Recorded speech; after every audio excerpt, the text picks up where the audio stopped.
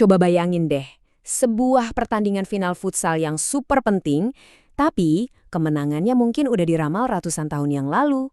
Nah, ini dia perpaduan unik antara mistisisme Jawa kuno dan olahraga modern yang bakal kita bedah bareng-bareng. So, pertanyaannya jadi gini. Apa mungkin sebuah kepercayaan kuno dan energi yang gak kelihatan itu benar-benar bisa nentuin arah bola di lapangan modern? Yuk, kita coba cari tahu gimana cerita ini menjawabnya. Jauh sebelum peluit pertama ditiup, sebuah ramalan tuh udah ada. Dan ini bukan dari analis olahraga loh, tapi dari kalender Jawa kuno. Kita dibawa ke masa depan yang nggak terlalu jauh.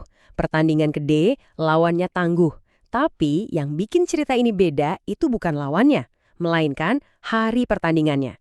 Ada sesuatu yang sangat istimewa dengan tanggal tersebut. Dan tanggal spesial itu ternyata adalah Weton Sabtu Kliwon.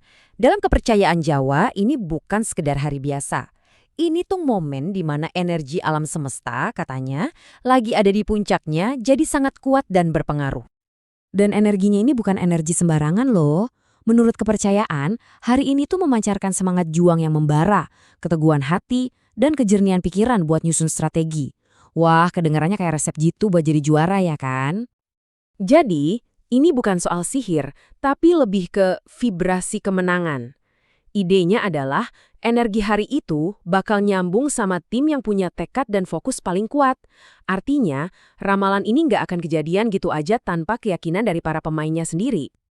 Oke, ramalan sudah dibuat, panggungnya sudah disiapkan. Nah sekarang, ayo kita lihat gimana energi mistis ini benar-benar beraksi di atas lapangan.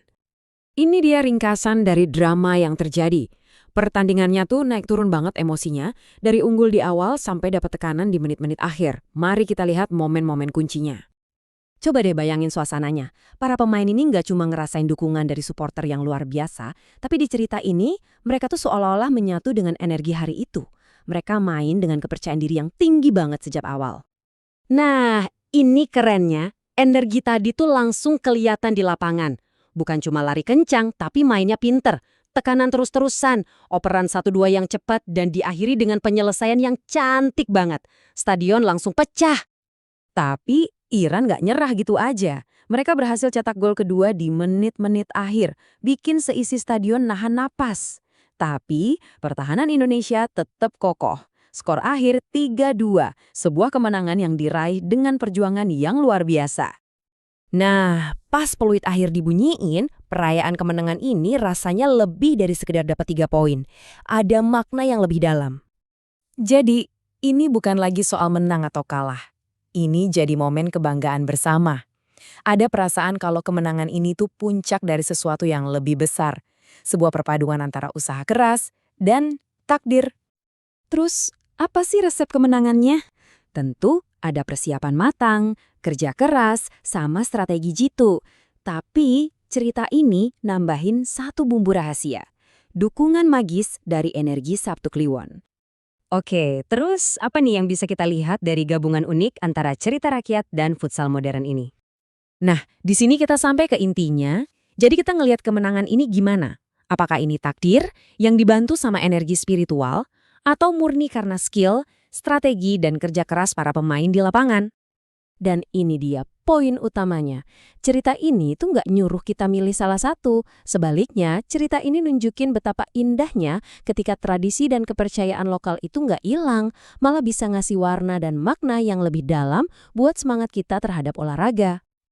Ya, tentu aja kita harus ingat ya, ini kan cerita fiksi. Seperti yang ditekankan sama penulisnya, di dunia nyata kemenangan itu bergantung pada skill dan strategi. Tapi cerita ini tuh kayak perayaan, indahnya imajinasi, dan seberapa kuatnya sebuah narasi. Nah, sebagai penutup, coba deh kita renungkan pertanyaan ini. Seberapa besar sih kekuatan sebuah cerita, keyakinan, dan budaya dalam ngebentuk cara kita menikmati olahraga? Bisa jadi, kemenangan terbesar itu bukan cuma yang tertulis di papan skor.